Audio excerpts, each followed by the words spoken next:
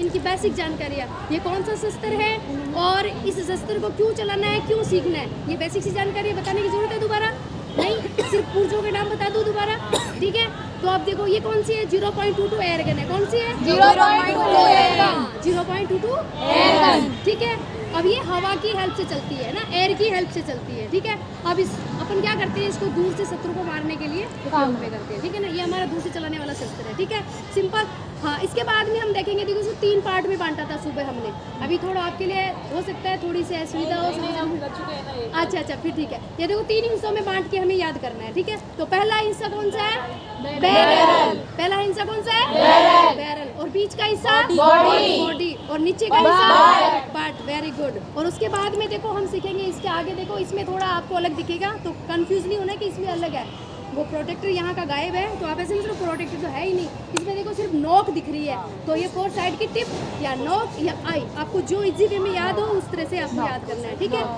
हाँ, 4 साइड की नोक। उसके बाद में थोड़ा आप पीछे आइए, तो इसमें देखो बैक साइड का यू जैसा भी अंधेरा हो रहा है, सबको दिख नहीं रहा होगा शायद, लेकिन आप सुबह देखिए आराम से, तो ये देखो बैक साइड का यू दिख रहा है आपको। हाँ, उसके बाद में देखो ये मैगजीन, ये क्या है, मैगजीन। उसके बाद में देखो ये ट्रिगर गार्ड, हाँ, और उसके अंदर क्या है, ट्रिगर। और इसके बाद में स्मॉल गार्ड, और उसके बाद में ये देखो, और इसके भी 2 हिस्से बट प्लेट के, और कौन सा आगे का हिस्सा क्या है, बट, और पीछे का हिस्सा बट हील, और ये बट प्लेट, और इसके नीचे जो लगे हुए हैं बट स्क्रू, ठीक है? तो ये बेसिक सी जानकारी है पुर्जों के बारे में।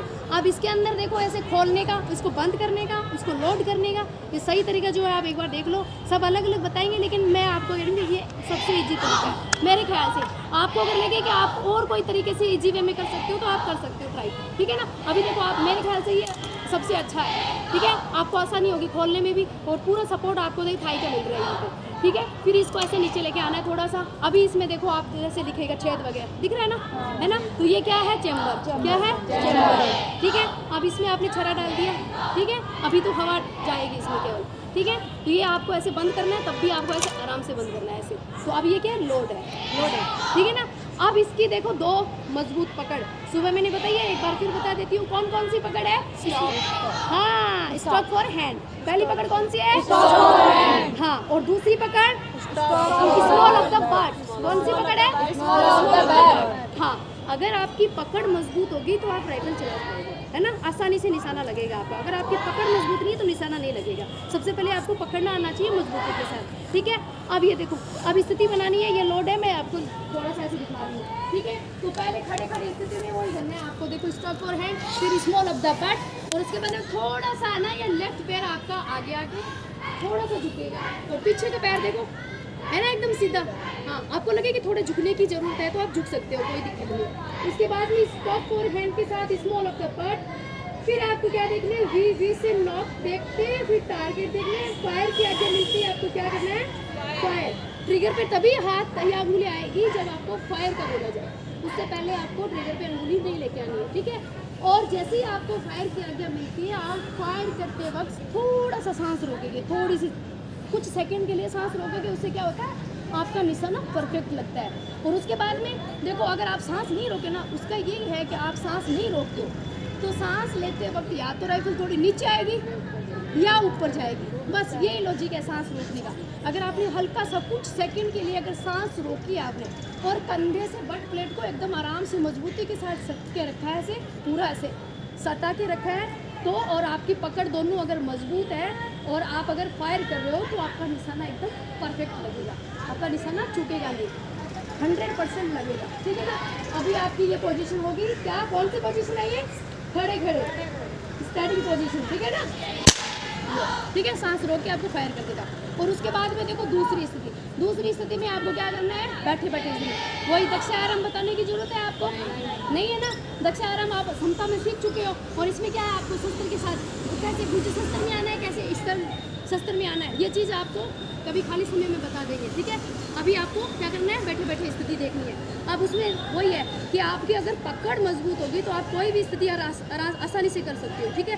अब इसमें देखो, अगर आप क्रॉस करके ऐसे जंप करके लेते हो तो ऐसे जंप करके लेना है, अगर आपसे क्रॉस करके ऐसे जंप के साथ नहीं बैठ पा रहे हो तो आसानी से आप बैठो, ठीक है? उसके बाद में वही है, ठीक वही स्थिति रही आपके हाथों की पोजीशन कोई चेंज नहीं हो रही, लगभग वही है। अब देखो स्टॉप फॉर हैंड है, उसके बाद में स्मॉल ऑफ बट है आपका, है ना। उसके बाद थोड़े से पैरों को आपको लग रहा है कि आपको अगर टॉय ऊपर रख के आपको आसानी हो रही है तो आप ऐसे टॉय रखो आसमान में। उसके बाद में अगर हिल से मजबूत नहीं हो रहे आप डगमगा रहे हैं तो आराम से फ्लैट ज़मीन पर रखो ऐसे। और फिर थोड़ा सा पैरों का ऐसे लगे कि हाँ भाई खुले खुले पैर रखे, ऐसे सामने से मैं कर सकती हूँ तो ऐसे रखो, और वही आपको वैसे ही स्थिति बना दी, ठीक है। और फायर की आज्ञा मिलते ही यू से आपको क्या देखना है, नॉक से टारगेट देखते हुए फायर की आज्ञा मिलते ही फायर, ठीक है। और इसमें भी कुछ चीज़ें अपन एक्स्ट्रा करेंगे। इसमें भी ऐसा होता है कि देखो ऊपर नीचे ऊपर नीचे ऊपर नीचे, ऐसी स्थितियों में कुछ एक्स्ट्रा ऐसी चीज़ें करवाते हैं और फिर दौड़ाते हैं राइफल के साथ। अगर आपको मजबूती के साथ पकड़ना आ गया तो कल से हम थोड़ा राइफल के साथ आपको राउंड लगवाएंगे, और ये थोड़ी स्थितियों के साथ ऐसे उठना उठना बैठना और ऐसी स्थितियाँ बनाना ये राइफल के साथ करवाएंगे, ठीक है ना। और अभी ऐसे ही ठीक है, आपको नीलिंग पोजीशन में आना है, वही रहेगी आपकी खड़ी खड़ी स्थिति वाली। देखो आप ऐसे हो, ये स्टॉप फॉर हैंड है आपका, स्मॉल ऑफ द बट है। फिर ठीक वैसे ही ये पैर आपका थोड़ा सा बैंड हो गया, फिर पीछे वाला पैर पूरा ज़मीन पे टिकेगा, ये घुटना स्थिति। ये देखो ये देखो आपकी कोई नहीं कहा है, आपके घुटने पे है, और ये जो राइट पैर का घुटना है वो नीचे ज़मीन पे, और पीछे आप कैसे बैठो देख लो आराम से। हाँ हनुमान बैठे, ठीक है ना, बस वही आपके। हाँ लाइन होती है बेटा, हाँ ये नीलिंग है, ठीक है। तो ठीक है, इसमें आपको वही देखना, वैसे ये टारगेट है लाइन करने में आपको वही सेम ही है।